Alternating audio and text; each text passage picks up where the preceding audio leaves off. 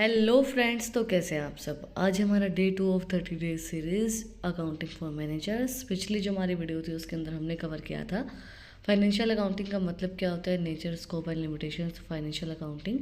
तो अगर आपने वो वीडियो नहीं देखी है तो उसका जो लिंक है वो डिस्क्रिप्शन के अंदर है, आप लोग जाके चेक कर सकते हैं। आज हम करेंगे अकाउंटिंग कॉन्सेप्ट्स को। 11 इंपॉर्टेंट कॉन्सेप्ट्स इन अकाउंटिंग। हमें 11 इंपॉर्टेंट जो कॉन्सेप्ट्स हैं अकाउंटिंग के वो दिए गए हैं। Accounting bodies classify concept as based on assumptions or based on principles. Every types of business, including a sole proprietorship, partnership, or a public or private company, record its financial transaction based on the assumptions and principles. These are some of the important concept in accounting. देखो, हर एक accounting जो होती है वो classify की जाती है assumptions के ऊपर या फिर प्रिंसिपल्स के ऊपर। चाहे कोई भी टाइप का बिजनेस हो, चाहे सोल प्रोप्राइटरशिप हो, चाहे पार्टनरशिप हो, चाहे पब्लिक हो, प्राइवेट हो, कुछ भी हो, हर एक के अंदर ट्रांजेक्शन्स अकाउंटिंग की जो होती है वो अजम्पशंस एंड प्रिंसिपल्स के ऊपर ही रिकॉर्ड किए जाते हैं। तो कुछ हमें कॉन्सेप्ट जो दिए गए हैं अकाउंटिंग के वो भी उन्हीं के ऊपर बेस्ड है। फर्स्ट है business entity concept. The business entity, economic entity, or a separate entity concept assumes that a business is independent of its owner. A business may not record its ownership, personal expenses, income, liability, and assets. It adds in tracing business expenses, income, and tax deduction without any ambiguity.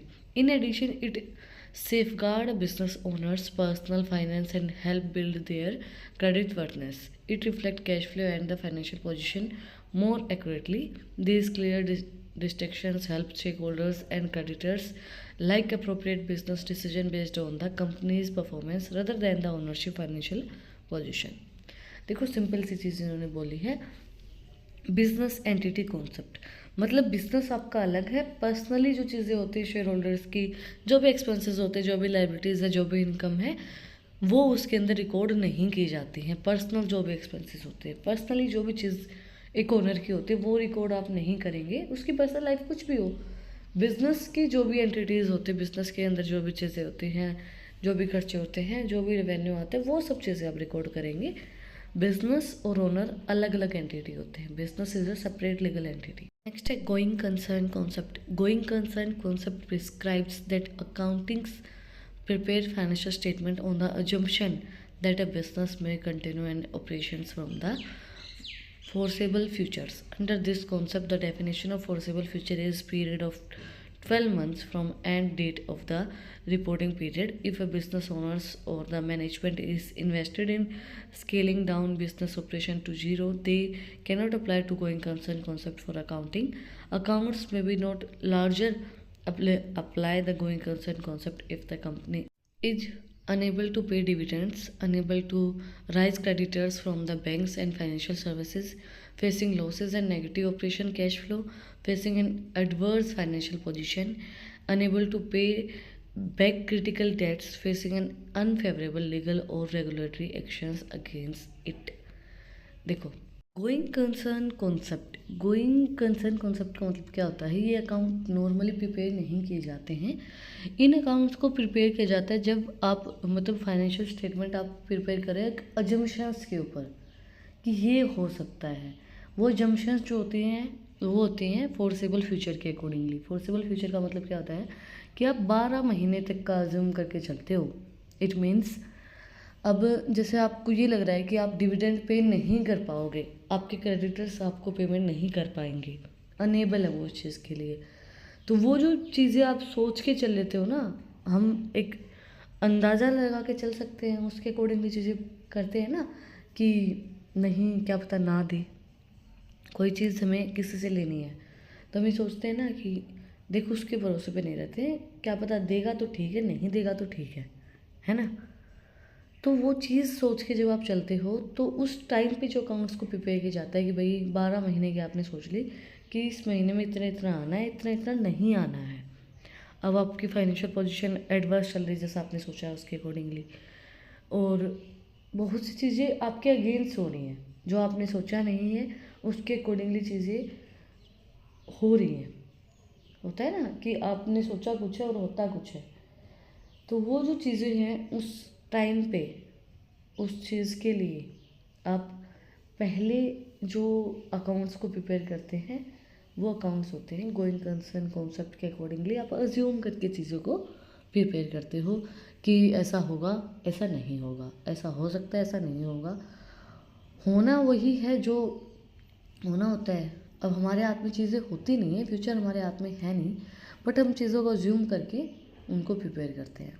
Next है money measurement concept. This is an accounting concept based on the assumption and it's stipulated that companies record only those transactions that can be quantitative and measures in terms of money. If they cannot assign a monetary value to the transaction, they do not record it in their annual financial statement. Though these transactions affect a company's financial performance, they may not be find a place in the financial statement as monetizing them can be challenging. Some example of non-monetary values includes employees' compensation, product quality, employees' efficiency, market sentiments, business productivity and shareholder satisfaction. देखो, कोई भी accounts prepare करते हो उसके अंदर वाहियात चीज़ें तो आप नहीं लिख सकते हैं कि भाई कोई भी चीज़ है, वाहियात लगा लो, अच्छी लगा लो, बुरी लगा लो, कस्टमर्स आपसे सेटिस्फाई हुए हैं वो आप उस पर नहीं लिखेंगे, शेयर होल्डर्स आपसे सेटिस्फाई हुए वो अकाउंट्स के अंदर लिख के क्या करोगे? कोई काम नहीं उनका। बिजनेस की प्रोडक्टिविटी कितनी हुई है आपको क्या मतलब उस चीज़ से? एम्प्लॉयज़ की एफिशिएंसी कितनी है क्या मतलब है? प्रोडक्ट की क्वालिटी कैसी है क्या मतलब उस चीज़ को रिकॉर्ड करके, है ना? वो चीज़ें आपके कोई काम की नहीं है। आप सिर्फ उन्हीं ट्रांजेक्शन्स को रिकॉर्ड करोगे जो ट्रांजेक्शन पैसे से रिलेटेड हो, मॉनेटरी टर्म्स के अंदर हो। पैसे से अलावा कोई भी ट्रांजेक्शन्स है आपको रिकॉर्ड करने की कोई ज़रूरत है ही नहीं। आप खुद अपने दिमाग से लगाना एक चीज़ कि जो चीज़ अभी शेयर होल्डर का सेटिस्फेक्शन है वो है नहीं है, उसको रिकॉर्ड करके क्या करोगे? It doesn't matter for you. जब आप अकाउंट्स प्रिपेयर करोगे उसका सेटिस्फेक्शन किस तरीके से बताओगे? नंबर के फॉर्म में बता ही नहीं सकते। तो वही चीज़ है, जो टर्म्स मॉनेटरी फॉर्म में हों, जो पैसे की जो चीज़ें होती है ना, पैसे से रिलेटेड जो भी चीज़ें होती है वही आपको रिकॉर्ड करनी होती है, उसके अलावा कोई भी चीज़ आपको रिकॉर्ड करनी नहीं होती है। Accounting period concept. The accounting period concept describe a time frame within which a business record its financial performance to the preview of internal and external shareholder. An accounting period of a company may be concerned with the fiscal year. A company can determine the time frame for internal reporting like their 3 or 6 months or prepare monthly financial reports to analyze the cash flow position. The management can determine a convention accounting period of internal reporting, but the reporting for investor, government and tax purpose is typically for the period of 1 year. देखो, financial position की reporting तो आप लोग कई बार क्या होता है कि 3 मंथ में भी पूछ लेते हैं भाई कितना हमारा फाइनेंशियल पोजीशन चल रही है, 6 मंथ में भी। लेकिन नॉर्मली जो हमारा अकाउंटिंग पीरियड होता है वो 1 ईयर का ही होता है। 1 अप्रैल से शुरू होता है और 31 मार्च को ख़त्म हो जाता है। अकाउंटिंग पीरियड कॉन्सेप्ट हमें एक टाइम फ्रेम ही बताता है। देन है accrual concept. Accrual is an fundamental concept that guides how a business can record cash और credit transaction. Under this concept, a business record a financial transaction in a period it occurs. It does not consider whether the business pay or receive cash at the time of the transaction or if it pay cash from a certain period. For example, a company record a credit purchase at the time of purchase rather than its pay back the seller. This help the records and report income, expenses, liabilities and receivable accurately. All modern accounting concept system follow the accrual concept in the recording financial transaction. देखो simple सी बात है, अब आपसे कोई पैसा लेके गया उधार में, ठीक है? अब लेके गया, आप उसको तब रिकॉर्ड करोगे या वो दे के जाएगा तब रिकॉर्ड करोगे? जब आपसे वो पैसा लेके गया आप उसको तभी रिकॉर्ड करोगे ताकि आपको ये पता चल जाए आपके खर्चे कितने हुए हैं, है ना? वो दे के कब जाएगा हमें क्या पता भाई। और वो दे के जाएगा, हमें वो चीज़ याद हो ना हो कि भाई वो किस चीज़ के पैसे दे के गया है, हमारा खर्चा हो गया नहीं हो गया। हम कोई भी अपना हिसाब लगाते हैं, अपना कोई भी जैसे महीने का पूरा एक तैयार करते हैं कि भाई इतने इतने पैसे मेरे लगे हैं, ठीक है? अब किसी चीज़ में आपने पैसे लगाए हैं, वो पैसे कब आएंगे नहीं आएंगे आपको नहीं पता है, तो लगा दी वो चीज़ आप पहले लिखेंगे। तो जो भी मॉडर्न टाइम के जो भी अकाउंट्स सब प्रिपेयर किए जाते हैं वो बेस के ऊपर प्रिपेयर किए जाते हैं कि हम हर एक चीज़ को रिकॉर्ड करेंगे जिस टाइम पे हमने वो की है, उसी टाइम पे। उसके बाद आ रहा है, पैसा जा रहा है आपको, वो अलग चीज़ होती है। लेकिन जिस टाइम पे जो चीज़ें हुई हैं उस चीज़ से आपको पता चलेगा कि आपकी इनकम कितनी है और आपकी खर्चे कितने, एक्सपेंसेस कितने हैं। आना जाना तो वो अलग चीज़ होती है। तो मॉडर्न अकाउंटिंग उन्हीं जो एक्रुअल कॉन्सेप्ट होता है उसी के अकॉर्डिंगली फाइनेंशियल ट्रांजेक्शन्स को रिकॉर्ड करती है। नेक्स्ट है revenue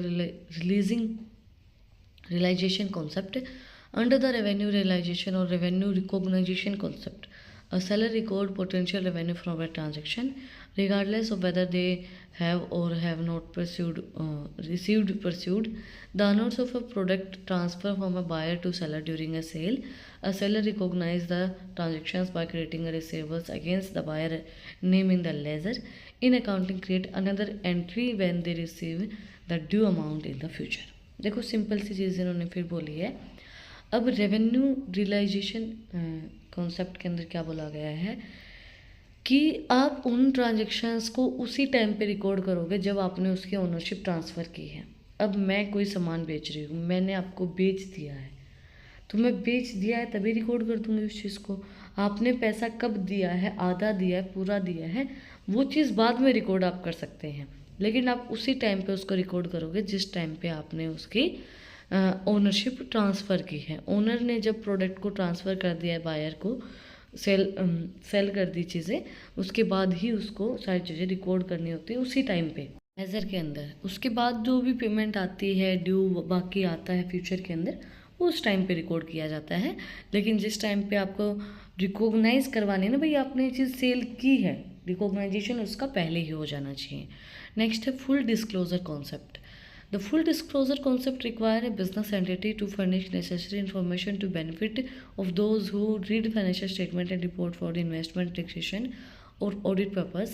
This concept aims to provide financial information to investors, creditors, shareholders, clients, and other stakeholders. Disclosure policies cover revenue recognition, depreciation, inventory, tax, earnings, stock value, lease, and liability. Full disclosure का मतलब क्या होता है? Full का मतलब क्या होता है? पूरा डिस्क्लोजर, पूरा दिखाना, शो करना। फुल डिस्क्लोजर का मतलब क्या होता है? पूरे जो भी आपके बेनिफिट्स हैं, एक्सपेंसेस हैं, टैक्स आपको कितना पे करना है, वो पूरा आप डिस्क्लोज करेंगे ताकि वो चीज़ हेल्पफुल रहती है इन्वेस्टमेंट के लिए भी, टैक्सेशन के लिए भी, और जब ऑडिट रिपोर्ट प्रिपेयर की जाती है उसके लिए भी वो बेनिफिशियल रहती है। ये कॉन्सेप्ट पूरा डिस्क्लोज करता है फाइनेंशियल इन्फॉर्मेशन को इन्वेस्टर्स के लिए, क्रेडिटर के लिए, शेयर होल्डर्स के लिए, क्लाइंट्स के लिए। पूरा डिस्क्लोजर होना चाहिए आपका किन किन चीज़ों का। रेवेन्यू पूरा बताना चाहिए आपको कि भाई कितना आपने अर्न किया, कितना रेवेन्यू रिकॉग्नाइजेशन आपका पूरा आप रिकॉग्नाइज करेंगे, भाई रेवेन्यू हमारा इतना आया है।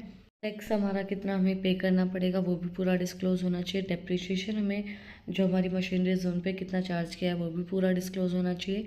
इन्वेंट्रीज भी पूरी डिस्क्लोज होनी चाहिए। स्टॉक की वैल्यू भी पूरी आपकी डिस्क्लोज होनी चाहिए। आपकी अर्निंग कितनी है, लीज कितनी है, आपने क्या चीज़ें लीज पे ले रखी है और क्या चीज़ें उधार पे ले रखी है, लाइबिलिटीज़ आपकी कितनी, खर्चे के आपके कितने हैं, वो सारी चीज़ें आप फुल्ली डिस्क्लोज करेंगे कॉन्सेप्ट फाइनेंशियल अकाउंटिंग के अंदर, ताकि सारी चीज़ें उनकी पता चले। नेक्स्ट कॉन्सेप्ट है dual aspect concept. Dual aspect concept states that every transaction affect two accounts of a business. A business then record both aspect and enable accurate accounting. Every financial transaction has a credit or debit or a giver or a receiver aspect. If any account process does not represent both, it may lead to fault in the financial accounting record. The dual aspect concept is the foundation of a dual entry system of bookkeeping, which is now a standard method of auditing and taxation.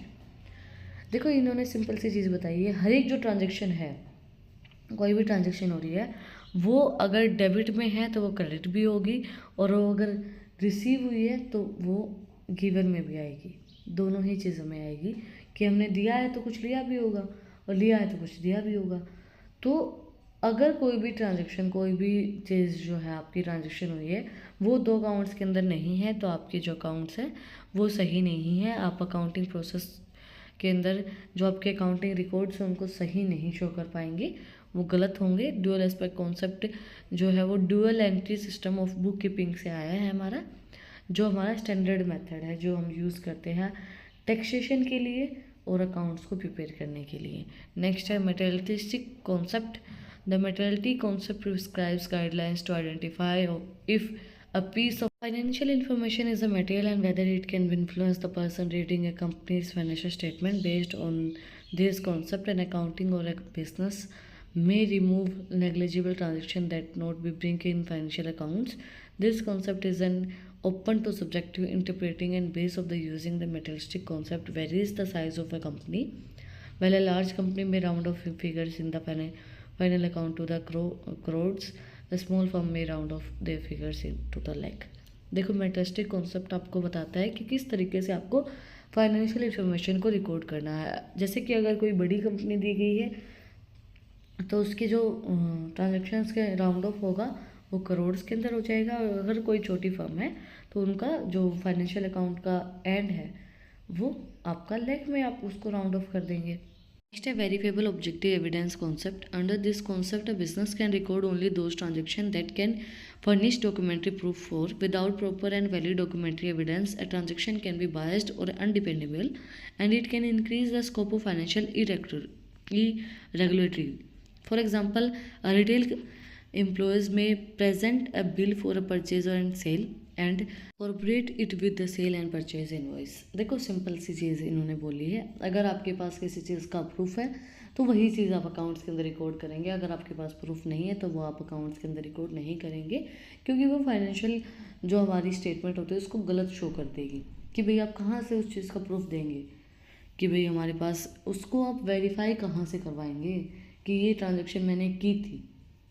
कोई आपके पास proof नहीं होता है उस transaction का, तो इसी वजह से कहते हैं कि बिल बनवाना चाहिए। बिल आपके ट्रांजेक्शन्स का प्रूफ होता है, और उनके पास सेल्स एंड परचेज जब भी होता है तो उनके पास इनवॉइस रहता है, आपके पास बिल रहता है, तो वो चीज़ आपकी ज़रूरी होती है बनवानी, ताकि जो ट्रांजेक्शन आपने किए हैं उसका प्रूफ हो। लास्ट बट नॉट लीस्ट है हमारा historical cost concept. The historical cost concept states that a business में record assets and liability at their historical cost rather than their current market or sales value. It helps in the maintain consistent, reliable and vertible financial information. Include the current value of an entity can result in the financial irregularities. देखो historical cost के accordingly ही आप record करते हैं चीज़ों को accounts के अंदर। आपने देखी भी होगी लिमिटेशंस के अंदर जब हम बात करते हैं कि फाइनेंशियल अकाउंटिंग जो होते हैं वो हिस्टोरिकल कॉस्ट के ऊपर रिकॉर्ड की जाती है। उसी तरीके से जब आप अकाउंट्स को प्रिपेयर करते हैं तो हिस्टोरिकल कॉस्ट के ऊपर करते हैं। क्यों करते हैं?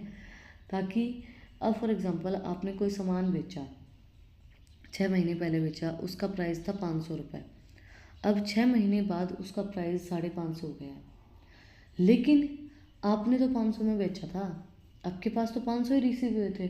अब फॉर एग्जांपल उसको आप रिकॉर्ड कर दो करंट प्राइस के अकॉर्डिंगली 550, आपके पास 550 आए तो नहीं आए ना, तो अकाउंट्स तो गलत हो जाएंगे। फाइनेंशियल स्टेटमेंट जो आपकी फाइनेंशियल अकाउंट्स हैं वो तो गलत हो जाएंगे। इसी वजह से जो अकाउंट्स होते हैं वो प्रिपेयर किए जाते हैं हिस्टोरिकल कॉस्ट के अकॉर्डिंगली, ताकि आपने जो कॉस्ट के ऊपर डील किया है, कॉस्ट के ऊपर काम किया है, वही काम आप रिकॉर्ड करें। बाकी प्रॉफिट और लॉस हो वो चीज़ आपके लिए आगे की बात है। भाई प्राइस बढ़ रहा है घट रहा है, फॉर एग्जांपल प्राइस घट जाए 500 से 450 हो जाए, 450 हो जाए, अब 450 हो गया तो भी आपने तो 500 में बेचा, आपका तो 500 रिसीव हुए हैं ना, तो फिर आप 450 की ट्रांजेक्शन भी रिकॉर्ड नहीं कर सकते हैं, वो भी फाइनेंशियल अकाउंट को गलत शो करेगा। तो इसलिए अकाउंट्स को हिस्टोरिकल कॉस्ट के अकॉर्डिंगली प्रिपेयर किया जाता है। आई होप आपको सारे कॉन्सेप्ट समझ में आए होंगे। फिर भी कुछ डाउट है तो आप लोग मुझे कमेंट में पूछ सकते हैं। वीडियो बहुत लंबी हो गई है, और एक चीज़ मुझे बताना कि मैं लंबी वीडियो बनाऊँ या छोटी वीडियो बनाऊँ, 10 मिनट की, 15 मिनट की बनाऊँ या 20-25 मिनट की बनाऊँ, आपको कौन सी पसंद है वो चीज़ भी मुझे बताना है। कोई डाउट है तो आप लोग पूछ लेना। और अगर आपको इन टॉपिक्स की PDF चाहिए तो टेलीग्राम चैनल का लिंक भी डिस्क्रिप्शन के अंदर है, वहाँ पे जाके मुझे सब्सक्राइब कर सकते हैं। और भी इंटरेस्टिंग रील्स को देखने के लिए इंस्टाग्राम चैनल का लिंक भी डिस्क्रिप्शन में है, वहाँ पे भी जाकर मुझे फॉलो कर सकते हैं। फिर मिलते हैं एक नए वीडियो के साथ, एक नए टॉपिक के साथ। Like share and subscribe. Thank you for watching my video and enjoy your life. ध्यान रखो भाई, सर्दी आ गई है। Take care, bye bye.